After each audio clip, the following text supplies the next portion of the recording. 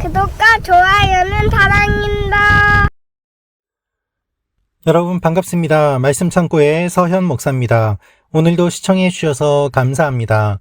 구독과 좋아요 그리고 슈퍼땡스로 여러분이 채널을 후원해 주실 수 있습니다. 항상 응원하고 기도해 주셔서 감사합니다. 오늘은 사도행전 10장 34절부터 48절 말씀입니다. 오늘 말씀은 베드로가 설교하는 내용이 기록되어 있습니다. 베드로가 3편의 설교를 하였는데 사도행전에 기록된 이 3편의 설교 가운데 마지막 설교가 됩니다. 오순절 설교, 솔로몬 행각에서 한 설교에 이어서 이 설교는 베드로가 전한 3번째이자 마지막 설교인 것이죠. 그러나 이방인 앞에서 행한 설교로는 처음입니다. 이 설교가 중요한 이유는 이방인에게 행한 설교이기 때문이고, 또한 지금까지의 설교는 유대인들을 대상으로 구약 성경의 내용을 정리하여 설교한 것이라면, 오늘 말씀의 설교는 이방인을 대상으로 예수님께서 어떠한 일을 하셨는지에 대한 복음과 구원 사역에 대한 요약을 한 설교이기 때문입니다. 베드로가 설교를 하였을 때 성령님이 임하시게 됩니다. 오늘 이 말씀을 통하여서 우리에게 주시는 하나님의 마음을 함께 묵상해 보기 원합니다. 34절부터 말씀입니다. 그러자 베드로가 말하기 시작했습니다. 이제야 내가 깨달았습니다. 참으로 하나님께서는 사람을 겉모양으로 차별하지 않으시고 하나님을 경외하고 의를 행하는 사람들이라면 어떤 민족이든 받아주신다는 것입니다. 하나님께서 모든 것의 주이신 예수 그리스도를 통해 평화의 복음을 이스라엘 백성들에게 전해주신 것을 여러분도 잘 알 것입니다. 요한이 세례를 전파한 후에 갈릴리에서 시작해 온 유대에서 무슨 일이 있었는지도 알 것입니다. 하나님께서 나사렛 예수에게 성령과 능력으로 기름 부으신 것과 하나님께서 예수와 함께 하심으로 예수께서 선을 행하시고 마귀의 능력 아래 짓눌려 있던 사람들을 모두 고쳐주시며 두루 다니셨습니다. 우리는 예수께서 유대 사람들의 땅과 예루살렘에서 하신 모든 일의 증인입니다. 그들은 예수를 나무에 달아 죽였지만 하나님께서는 3일째 되는 날 예수를 살리셔서 사람들에게 나타나게 하셨습니다. 그러나 모든 사람이 다 본 것이 아니라 하나님께서 미리 선택하신 증인들, 곧 예수께서 죽은 사람들 가운데서 살아나신 후 함께 먹고 마셨던 바로 우리에게만 보여주신 것입니다. 예수께서는 우리에게 사람들에게 말씀을 전파하라고 명하셨습니다. 살아있는 사람과 죽은 사람의 심판자로, 그리고 하나님께서 세우신 이가 바로 자기임을 증언하라고 하셨습니다. 모든 예언자들도 예수를 믿는 모든 사람은 그 이름으로 죄 용서를 받게 된다고 증언했습니다. 베드로가 이렇게 말하고 있을 때 말씀을 듣고 있던 모든 사람에게 성령이 내려왔습니다. 베드로와 함께 온 할례받은 신자들은 성령의 은사를 이방 사람들에게까지 부어주시는 것을 보고 깜짝 놀랐습니다. 사람들이 방언으로 말하고 하나님을 찬양하는 소리가 들렸던 것입니다. 그때 베드로가 말했습니다. 이 사람들도 우리와 마찬가지로 성령을 받았으니 물로 세례 주는 것을 누가 막을 수 있겠습니까? 그래서 베드로는 그들에게 예수 그리스도의 이름으로 세례를 받으라고 명했습니다. 그 후 그들은 베드로에게 자기들과 함께 며칠 더 머물다 갈 것을 간청했습니다. 여러분, 오늘 말씀을 보면 베드로가 말하기 시작했다라고 기록되어 있습니다. 베드로는 성령의 감동으로 이야기하기 시작합니다. 그리고 자기가 깨닫고 경험한 것을 이야기하기 시작합니다. 여러분, 베드로는 하나님의 일을 했습니다. 예수님의 제자입니다. 예루살렘 교회의 지도자입니다. 그런데 그런 그가 새롭게 하나님의 역사하심을 깨닫습니다. 그것이 무엇입니까? 하나님은 차별하지 않으시고 어떤 민족이든 받아주신다는 깨달음이었습니다. 여러분, 교회의 지도자라고 하더라도 모든 것을 다 알 수 있는 것이 아닙니다. 모든 것을 다 안다고 하는 사람을 주의하십시오. 다 아는 척 하는 사람을 경계하십시오. 하나님의 뜻을 다 안다고 하는 사람들, 하나님과 직통 계시로 통한다는 사람들, 교회의 지도자이기 때문에 자기는 다른 성도들보다 더 뛰어나다고 착각하는 사람들, 그런 사람들을 경계하십시오. 베드로도 새롭게 하나님의 역사하심을 깨닫습니다. 이것이 교회의 지도자가 보여야 되는 겸손인 것입니다. 하나님은 날마다 새롭게 역사하십니다. 그래서 날마다 무릎 꿇어야만 합니다. 베드로가 깨달은 것은 무엇입니까? 하나님께서는 어떤 민족이든 받아주신다는 사실입니다. 예수님께서는 예루살렘과 온 유대와 사마리아와 땅끝까지 이르러 복음을 전하라고 말씀하셨습니다. 그 말씀을 들었음에도 불구하고 베드로는 그 말씀이 무엇을 의미하는지 깨닫지 못했습니다. 땅끝까지 복음을 전하지만 땅끝까지 있는 유대인들에게 복음을 전한다고 생각하였지 이방인들이 예수를 믿고 돌아온다고까지는 미처 생각하지 못했던 것입니다. 그런데 하나님은 베드로의 생각을 넓혀 주십니다. 어떤 민족이든 받아주신다고 베드로를 깨닫게 하십니다. 그리고 무엇을 이야기합니까? 그는 복음을 선포합니다. 예수님께서 어떠한 일을 하셨는지, 예수님이 누구신지를 분명하게 선포합니다. 베드로는 39절에 이렇게 말합니다. 그들은 예수를 나무에 달아 죽였지만 하나님께서는 3일째 되는 날 예수를 살리셔서 사람들에게 나타나게 하셨습니다. 이것이 복음의 핵심입니다. 예수님이 기적으로 사람을 고쳐주신 내용들, 그리고 주님께서 십자가에 달려 돌아가신 내용들, 하나님이 주님을 살려주신 내용, 이것이 복음의 핵심인 것이죠.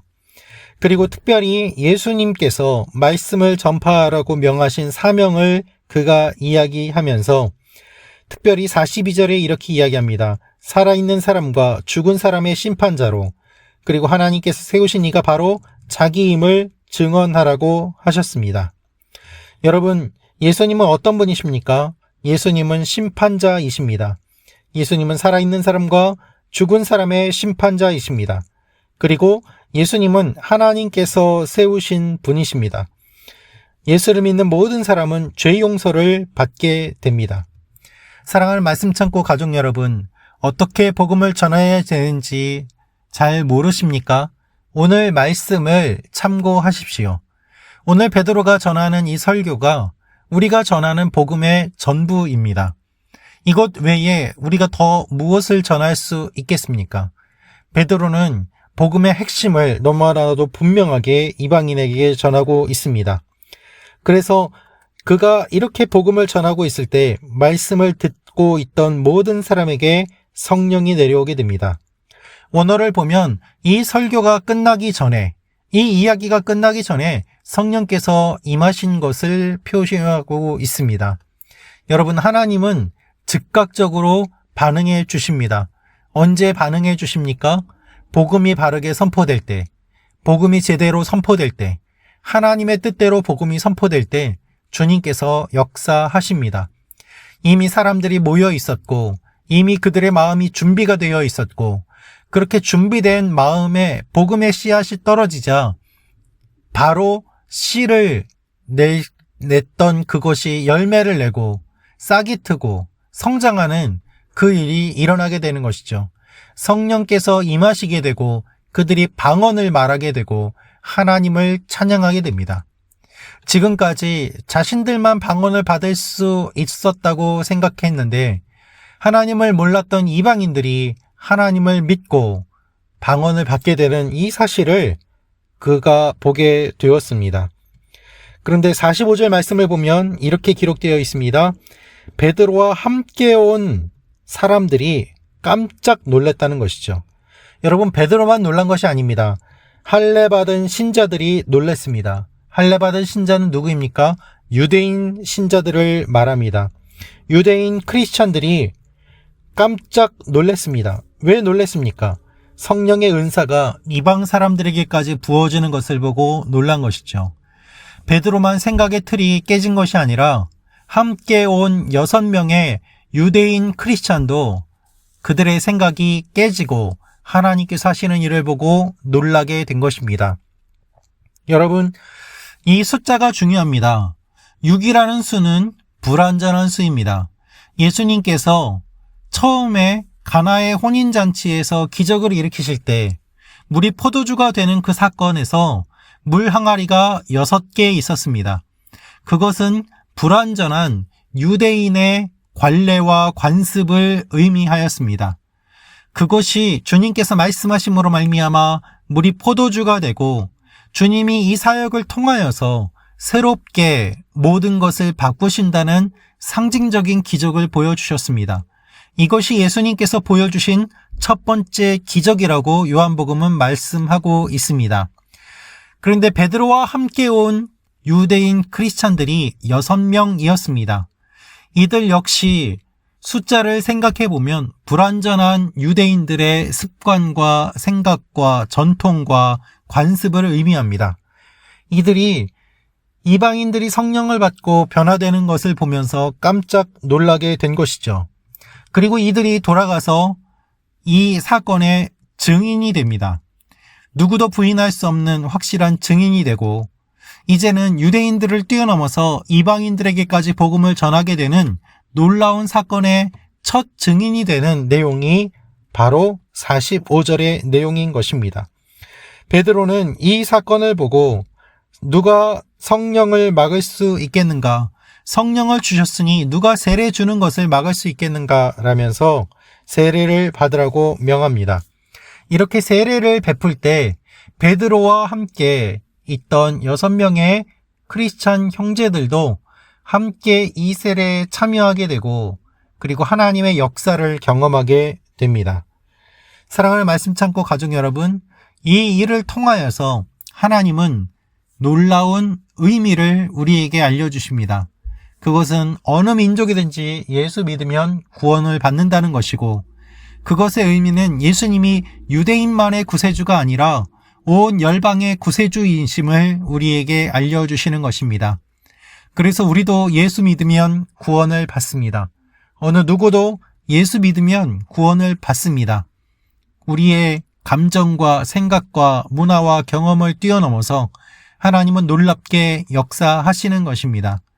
사랑하는 말씀 창고 가족 여러분, 하나님은 우리의 생각보다 크십니다. 하나님 우리의 경험보다 크십니다.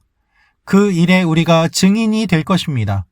오늘도 하나님께서 하시는 일들을 바라보며 나아가는 여러분과 제가 되기를 원합니다.